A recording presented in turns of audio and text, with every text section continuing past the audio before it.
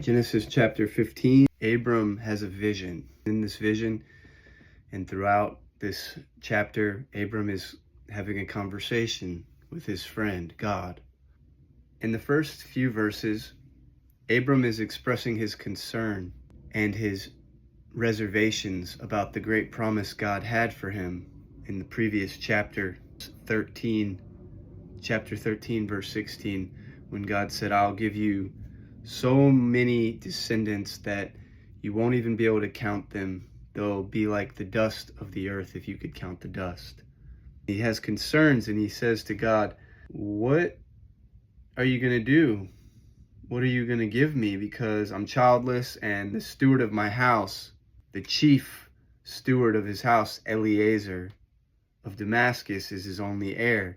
And he said, behold, to me thou hast given no seed, and lo, one born in my house is mine heir. God came unto him, and he said, this is not your heir. Your heir shall come forth from your own bowels. He lifted up Abraham and brought him around. They were looking toward heaven. He said, now look at the stars. If you could count the stars, that's how many heirs you'll have. Innumerable. Just like Genesis 13:16, he is reiterating to Abram in a different way. Your people will be like the dust, innumerable. Your people will be like the stars in the sky, innumerable. In verse 12, Abraham, after doing some sacrificial things with a heifer and a goat and a ram and a turtle dove and a pigeon, he split them all open except the birds. He was shooing away the fowls from the offering. After doing this, God puts him in a deep sleep.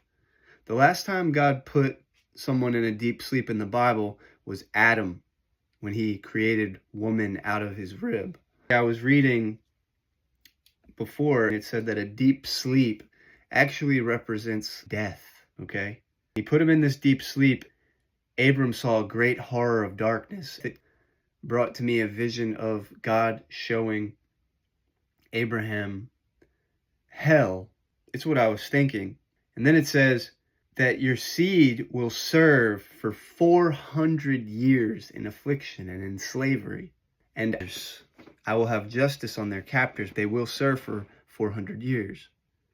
We know, because we've read the Bible before, me, you being we, that his descendants were in Egypt, that God already delivered Abraham and the womb of his people, Sarah, from the hands of Pharaoh previously. He delivered them with plagues in many, M-I-N-I.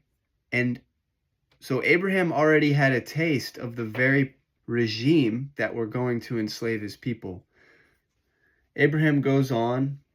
God says, the fourth generation, they shall come hither again. If you think back 40 years in the desert, wandering after the enslavement of 400 years, the fourth generation will return to this area, this promised land. It says too that the iniquity of the Amorites is not yet full. So iniquity is defined as absence of moral or spiritual values, an unjust act, morally objectionable behavior. So the iniquity of the Amorites is not yet full. The Amorites are who live in the land, in the plain of Mamre. There were Amorites. They're not going to be leaving that land until God judges them because of their full iniquity. The Amorites are still living in a relatively good, if you will, manner. God always has justice for people. He sees the future. He knows the way the world is going to go. It's just a thought that I had while reading this, is that we were born in this day, you and me. We weren't born as slaves in Abraham's early family. We weren't enslaved in Egypt. Perhaps some of our ancestors were enslaved in Egypt or somewhere else. Or perhaps some of our ancestors were the slavers. God puts us where we are. We handle where he puts us. We're meant for this time. We weren't meant for a time before.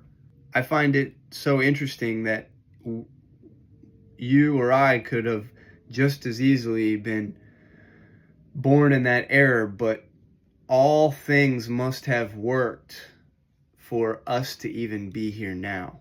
God saw in the plans you before you were born. He saw me before I was born. He knew in the time of Abraham what my life today would be, what your life today would be, what the culture that we live in would be. He sees that iniquity becomes full in certain peoples at certain times. We're working toward a reality where iniquity no longer becomes full after it has reached its fullness. Instead, there will be people who live in the fullness of truth with Jesus Christ as our head, as he is now. And that's Revelation. That's toward the end of the book. Abram believes in the Lord. He knows that the Lord will provide what he says.